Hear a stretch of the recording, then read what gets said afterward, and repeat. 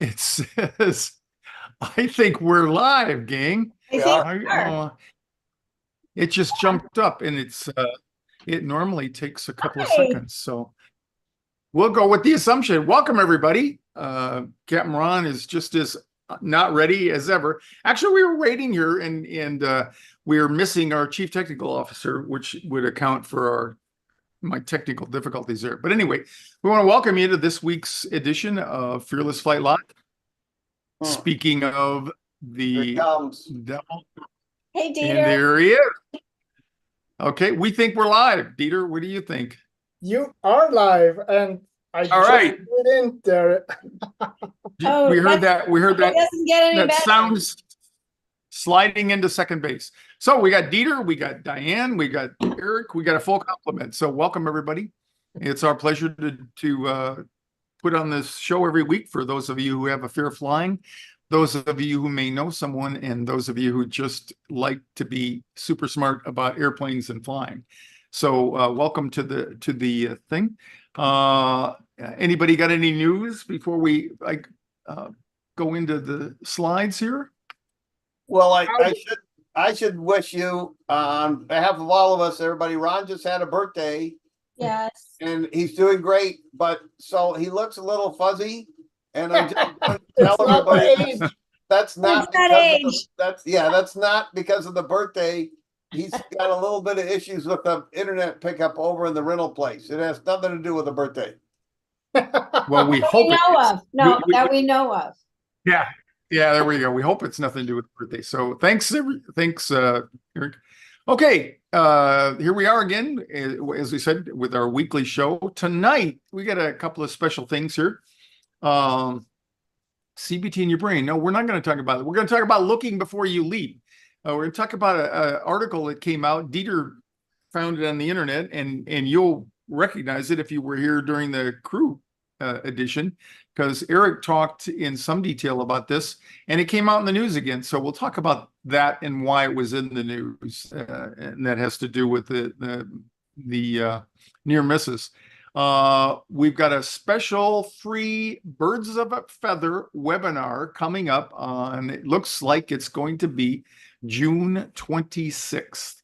We have a survey out there, and Dieter will talk about the survey here as we get down the road a little bit. And then we'll highlight our Clear for Takeoff 201 live monthly group coaching webinar again. And as always, your questions and comments are appreciated. This was a news event. There were more than one YouTube coverages on it, and this one happened to be the BBC News. And it's a 5 minutes and some odd seconds stint. So it got a big chunk of international news, and it was about the crisis, if you will, in near midair collisions. And the crisis turns out to be, they presented it as if this near miss had happened. Oops. Uh-oh. Uh-oh. Okay, he's frozen. All right. So what Ron wanted to say until he comes back and starts moving again, this got presented as if it was a real recent. There was reduced visibility. Oh, here we go. Oh, Ron, okay. Yeah. Ron, you need to back up because you froze. We did not hear you for the last 10-15 seconds. That's what aging does. All right. Apparently, my neighborhood, I'm in a temporary housing facility, and apparently my neighbors all use the internet at the same time of the day or when they get home. So anyway, this is a news piece that came out. This happened to be on the BBC, and they were talking about the catastrophe or the crisis with the number of near midair collisions, and they were presenting it as if it was current. What they were really doing is they're talking about they released the findings from the NTSB on this particular incident that happened late last summer or last fall, where a FedEx airplane was landing on a runway in Austin and been cleared to land in low visibility, and there was a Southwest airplane taking off, and the FedEx airplane aborted the landing. I don't know. Do you know, Eric, was the viz low enough that FedEx did not see them and they were commanded by tower, or did they see them and then avoid them? Ostensibly, they kept saying foggy, and I tried to dig back and see what the visibility was, and I couldn't find it. But evidently, the first officer, who was the pilot flying at the time, saw the Southwest airplane rolling himself. So it may have been foggy, but it wasn't that bad. It was good enough for him to see the runway environment and see the Southwest airplane rolling. Yeah. Okay, good. And I think that's an important distinction to make for a couple of reasons. One is it's rare, even though we can do it, it's rare when we land and we don't see the runway before the wheels touch. Those are special circumstances, and it's all automated. And that's a whole nother level of air traffic control. And I'll touch on what the findings were here in just a minute. But this was one of 23 last year. So we're going to take a different twist. We're not going to talk about how the system's falling apart. We're going to talk about how it's working.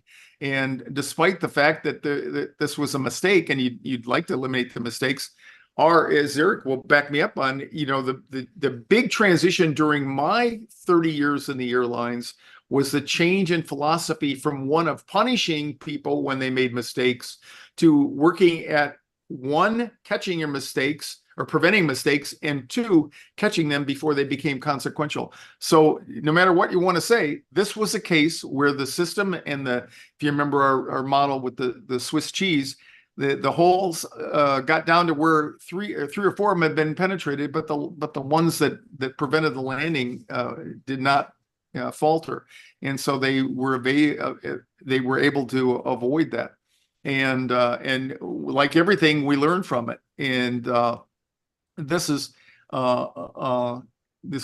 the incident where the first officer, as Eric said, aborted the landing upon spotting a Southwest jet. I guess I should have read my own slide there, and they averted that what could have been a really bad accident. So I got digging a little bit.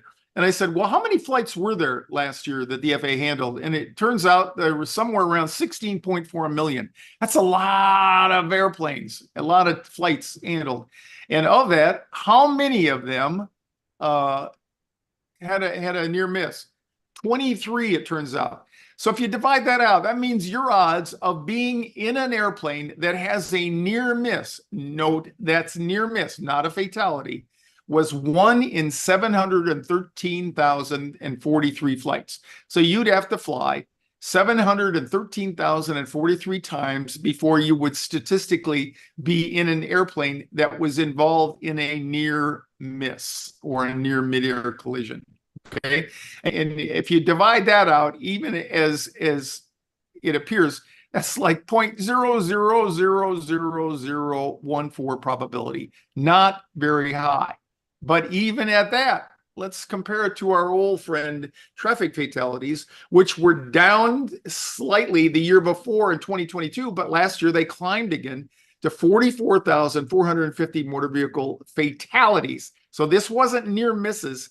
This was, and I found this, I got a kick out of this car there. Don't miss the video or the picture there.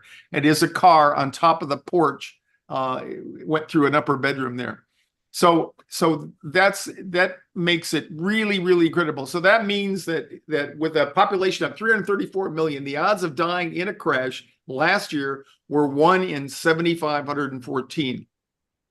And the latest odds of dying in a plane crash are 1 in 33.2 million. And I know that we don't do probabilities as well as human beings. And so many of you out there say, yeah, Ron, you didn't say 0 in 33.2 million. You said 1. So that still leaves me with the possibility that I'll be that one. So be it. But it's not very likely. And we were doing the math here before we got together. We decided that your odds of dying in a plane crash, what did we say? First, your odds of being involved in a near miss. How do we say that, Eric or Diane? That 100 times more likely. 100, yeah. So Diane just said it's 100 times more likely to be killed in a car accident than to even be involved in a near miss, which is by definition a miss. 100 times more likely. Yeah, there you go. Oh, And, no. and while And then have we to- further did the math, and we decided what 1,000 times more likely to be killed in an airplane than to be in a car crash. So The it's not. math was And this, big. The math was big, yeah. yeah, it's big. And that's the problem.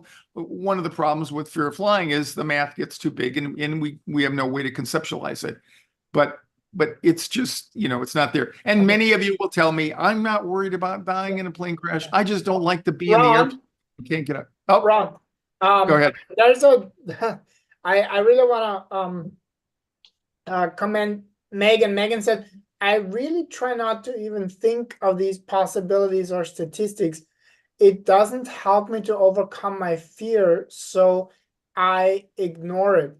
And you're absolutely right. In order to shift your felt experience, right, that you have, you need more than statistics. However, if you sit and contemplate what Captain Eric just said, that you are 100 times more likely to be killed in a traffic accident in a car than even to be in a near miss situation in an airplane. Like, to just kind of let that sink in and let that sit and simmer for, a couple minutes with a cup of tea, a cup of coffee, and just kind of let that sink in. And it's not meant to make you more afraid of going out and driving.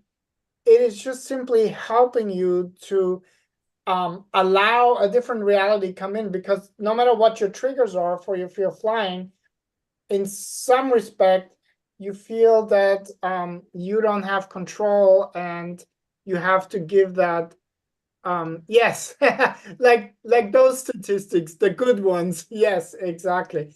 But the point is, good or bad is really something that our stories, right, are fabricating. And so what I really would like you to invite you is to just sit and contemplate that when the next time, you have your trigger come up. Right. All right. So Ron, back to you. Very as I good. was, Very good. everybody says, not everybody, but a majority of the people say, I'm not worried about dying. And those, whether I ignore them or whether I try to absorb them, they don't impress me. Okay. And I pose the question then, what is it that you really don't like about being in an airplane? Why do you want to get out? Most people want to get out because they're so freaking miserable with their emotions that they think they're going to explode. Well, what is it that makes you miserable? It's, I believe that on some level, you worry that if you have to get out, you can't, because, we can't pull off to the side of the road at 35,000 feet. So it's a vicious circle. I get nervous when I'm cooped up in there. I'm not worried about the airplane crashing. Well, what are you worried about then?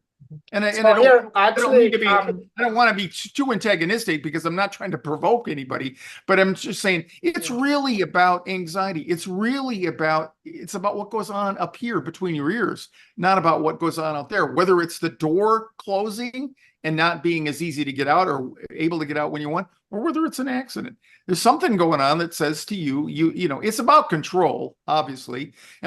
And it's fundamental to human beings. We like to think that we can do things to control our own destiny. But there's times when I really wanna commend Melissa, Heather, and Megan, because all three of them had the courage to actually put something in the comments, and the theme is lack of control. Yep. And I think also Megan had loud noises and just being very high up in the air. Again, stories that go on inside your head. And I'll applaud them even more, saying the kind of courage that you demonstrated by putting the question in there is the kind of courage that you'll get over this. So that's the best news about tonight. So walk away from tonight's session thinking, man, that was cool. I was one of only 4 people out of however many people that were looking at this that had the courage to say, nah, that doesn't impress me. Go ahead, Diane. So for Megan, with regard to the loud noises, and I know that is a stressor for a lot of people, a lot of passengers. That's one of those times that you can talk to the flight attendants and say, what was that? What was that noise? What was that thunking sound? What was the chimes? So a lot of those things, and we're very used to it. So it's not as though they don't register. Certainly the chimes register, that tells us different things that we have to do. But that's a perfect example of how you can interact with the flight attendants and have them explain to you what that loud noise was, what that thunking was, whatever it is that's bothering you. A little bit of knowledge is going to help you get through that. So the next time, if you hear the same noise, you'll say, oh gosh, I know where that is, or what that is rather. And that's not going to scare me as much. So that on a real practical level, that's something you can do with us. That is very true. And, Thanks, and Diane. it is a very, it is a practical matter, because when we fly with people, which we're going to do on June 22nd out of Burbank again, when you're flying and either I or Dieter or Diane or Eric are sitting next to you, people report a better experience. Why? I guess we're just big fat placebos. We minimize the fat part, but yeah. So when you can ask people questions in real time, it at least gives you the feeling of a little bit more control, because you have more information. But it is the sights, sounds, and sensations that ultimately trigger people. So, and I happened to watch the take, and I took a couple of screenshots out of it. And this one, in the background, this was a supplemental news report that they brought in there. But in the background, they have that. And if you remember anything about the Alaska door plug incident, that's the aftermath of the door plug blowing out. And so what does that got to do with anything? Nothing. So, and I'm not a big negative media person, but in my lifetime, the media has turned into an entertainment channel instead of news channel. And so they're all competing against each other to get viewers on there. And so they do that. And they put that slide up there because it was recognizable, but it has nothing to do with this particular story and near misses, unless you happen to be flying underneath when the door went past you. But, Ron, we don't have any. A comment I was holding, but it fits right into what you were saying. If you have a picture with a dog and the nose on it, but you don't have to pull it up. So what Ron was just saying was, in his lifetime, how the media, it's ratings, bleeds, it leads. With respect to aviation, the reporting loves to go with that term near miss, which conjures in your mind, poof, an airplane goes right by in front of you. I saw a kid in row 14 with an iPhone and it had a Fred Flintstone case on it. That is not at all what that means. And that term is grossly misused. The FAA and the NTSB refer to that stuff as a loss of required separation or loss of separation incident, which the one we talked about in Austin, that's exactly what it was. The FedEx guy didn't come close to landing on the Southwest guy or hitting him or any of that stuff. They saw it and they went around. But especially during instrument conditions, the required separation between airplanes will stretch to a minimum of 3 and usually 5 miles of in-trail spacing between the airplanes coming in and the spacing between the airplanes coming out, to ensure that there's plenty of places to put everybody maneuvering in low visibility conditions. And that situation there would have been correctly termed a loss of separation violation, which is what it was. And calling everything a near miss, like you whipped through the intersection and there was another guy there too, and you barely miss him, it's very much of a bad visual and a misnomer and not at all what happened. But the media will grab that term and use it anytime there's an incident or situation like that, and they can bring that up. Yeah. I got a couple. So there are a couple of comments. There's actually a lot of comments, but I just want to get through a couple of them.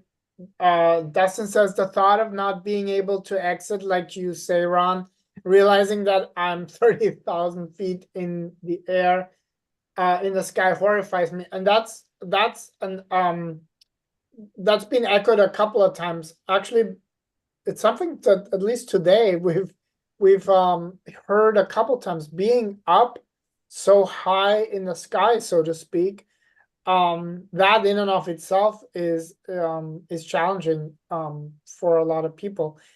And we also have worrying that the landing gear will get stuck when landing. And then what's the other one? There's one more. Eric, you might know the answer. That question from Don between LA and Canberra, Australia. Is that, I imagine, is that ETOPS 180 or what ETOPS is that goes there? And if you can just explain what that means. Yeah, it's at least 180, and I think you can do it on 180. But if you're on a 7.8 or a 777, those guys can dispatch with a 207-minute divert time, and one of them has one that's 227 minutes. I forget which one is which off the top of my head. So they can select a different route. And when I say that, if you've seen our shows about overwater flying, that's the distance you can be from an alternate at cruising speed on one engine in still air. So that's at least a 180. But if they're obviously probably doing that on a wide body that has even greater than 180 alternate certification of, as I said, 207 or 227 minutes. So they can be an awful long ways away from land and be on a legal route, ETOPS route. And it's misleading sometimes too, because of the Great Circle route. So if you're going to Europe out of Charlotte or someplace down the southeast, you may be more over water more of the time. If you're going to Europe out of LA, you're going to be over land a lot of the time, and you may not even need to use the 120 sometimes. And conversely, if you're going to west, you know, if you're coming off the East Coast and you're going over there, you're going to be much higher above near the poles when you go over, and you may not want to, but you would normally have other alternate airfields in Russia and places up there. So I have a question for some of our commenters, the folks who are concerned about being way up high. Is it better for you to have the window shade down or up? And if you have a sense of which makes you more comfortable, when you book your ticket, then you want to book, if you can, book a window seat, because the rule, kind of the unwritten rule with a configuration of 3 seats is whoever's on the aisle gets to go to the bathroom whenever he or she wants. The person in the middle gets both of the armrests, and the person at the window gets to control the window shade. So depending on whether or not you like the shade up or down that would make you more comfortable, then you might want to book it that way. I really am curious on whether or not that makes a difference for our folks who. Yeah, Sharon says she sits in the aisle all the time. And then Melissa says she sits in the middle. So Okay, so it's kind of all over. Yeah. Yeah. Okay. So I think that's, you know, Dustin says down, I think. So What?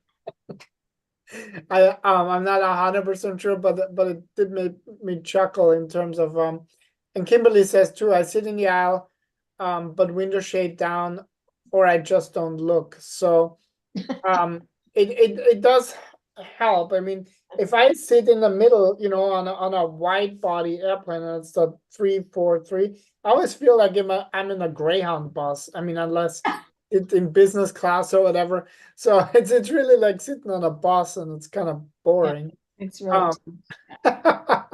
But what Sharon said, I always sit in the emergency exit on Southwest, just 2 seats, and my husband gets the window seat. Okay, so those are all, I'm gonna say, good strategies for on the day and at the time of flying. Sure. But ultimately, becoming more familiar with that EMDR is a great way of actually pulsing this kind of trigger. And Ron, you can maybe speak a little bit more about EMDR. But I do want to say I put the link to our Facebook post with the link to the survey for our special webinar. I put that in the chat so that you can help us by filling out the survey, and obviously your preferred date, Wednesday or Saturday. What we should be talking about and what we should be focusing on so that you get the most out of it. And while obviously we can't address every single thing, Ron and I are going to be looking for themes, and so that we can catch most of the thematic kind of aspects of your triggers during the webinar. So anything else, Ron, that you want to say about that? No, the no matter what triggers you, and that's what we'll be working on in the webinar, talking about triggers among other things. It's you got to change the way you think about flying. The difference between a person who's not afraid and a person who's afraid sitting next to each other, this is the quality and the content of what they're thinking. And the person who's thinking about the height of the airplane, who's thinking about the fact that they're going to close the door and they're not going to be able to get out, that's the issue right there. And so for to me, one of the most perplexing things is the number of people, and I'd say about half the people that I've worked with over the last 37 years report that they flew without incident or without any issues for a long period of time, and then all of a sudden they became afraid. That to me is more interesting than people who have never flown or have always been afraid. What is it about our brains that changes? Who knows? But when it does, then it becomes an attention disorder, and now you can't think about anything other than what it is that you're obsessing over. And so it is a form of an attention disorder, only it's the opposite. Instead of, can't keep your mind on one particular thought, that's all you can do is think about that particular thought.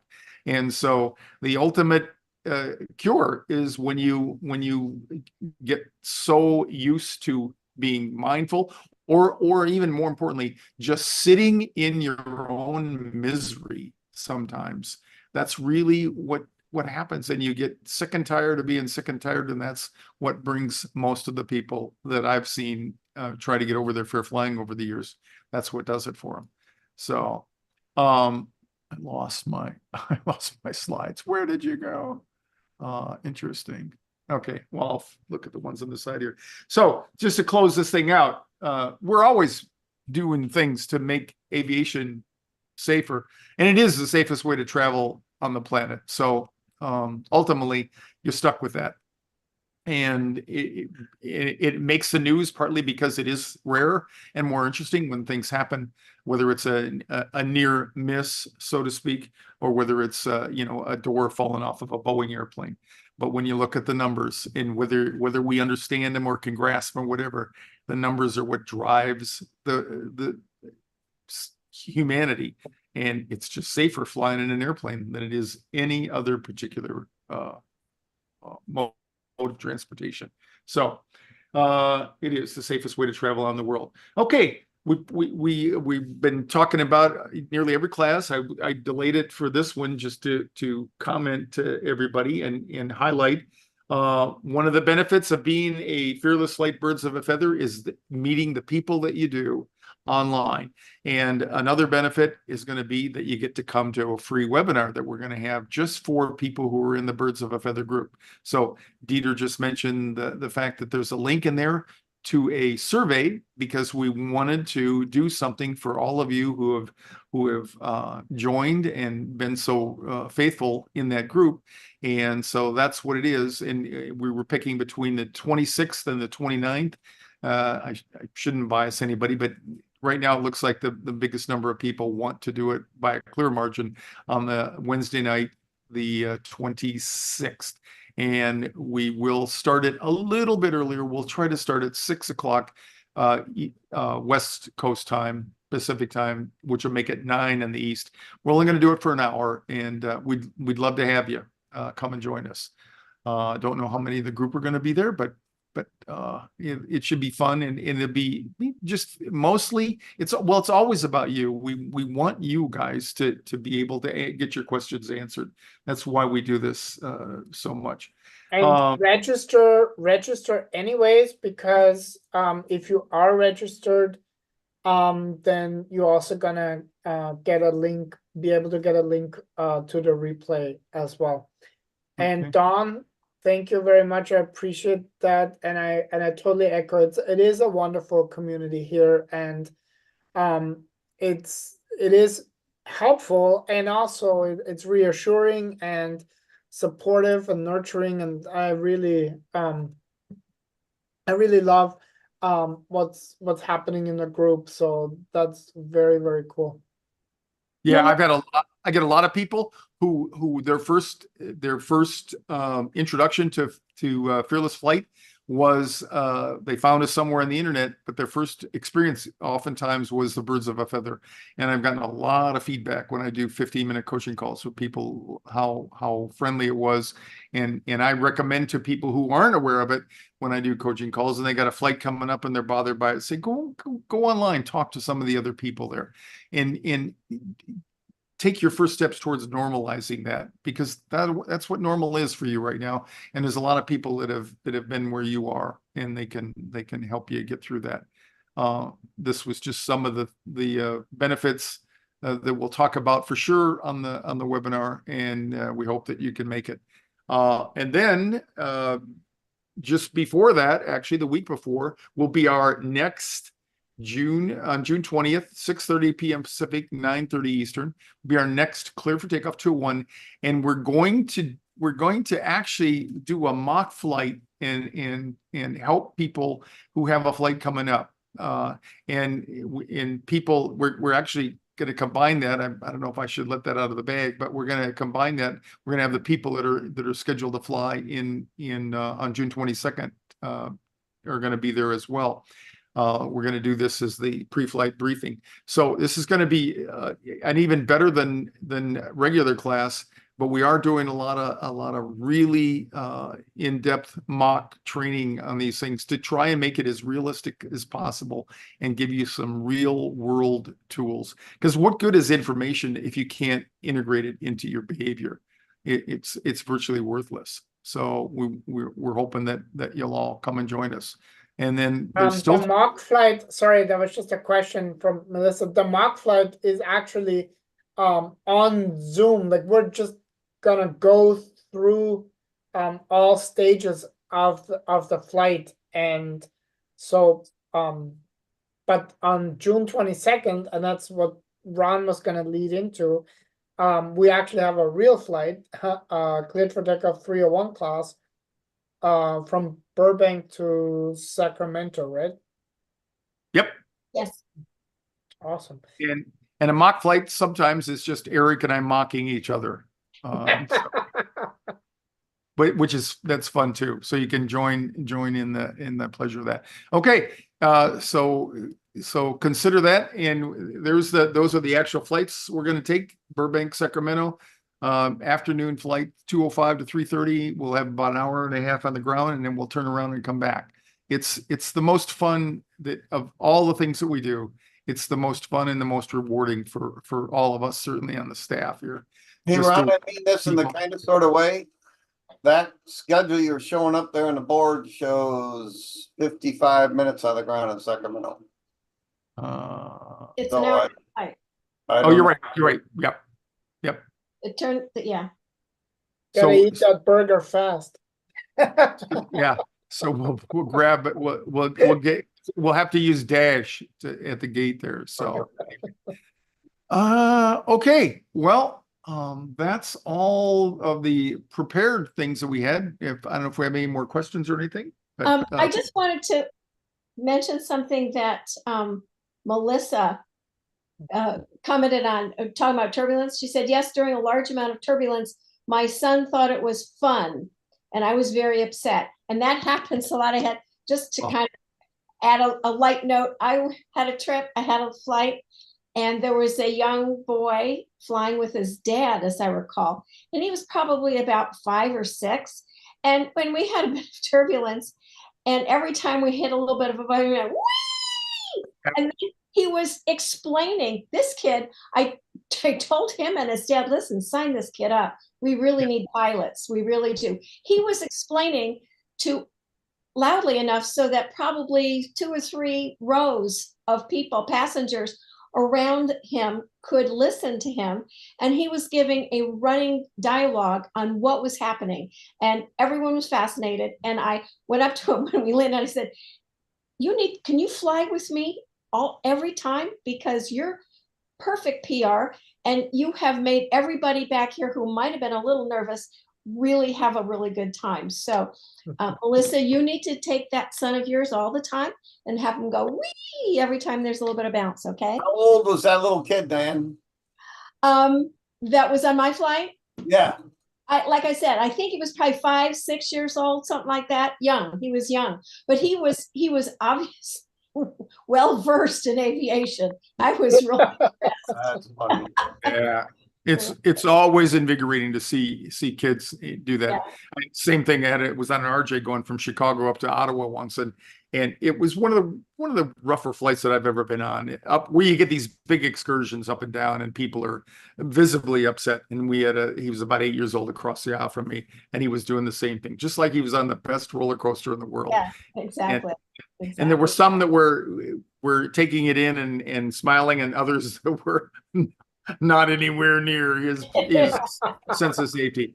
But it goes to show you, how can 2 people sitting right next to each other have completely different experiences on a given flight? And it's just the way we are as human beings. So the hard part is learning to be you, folks. So practice sitting in the closet for a while and leave all your devices somewhere else, and no other entertainment.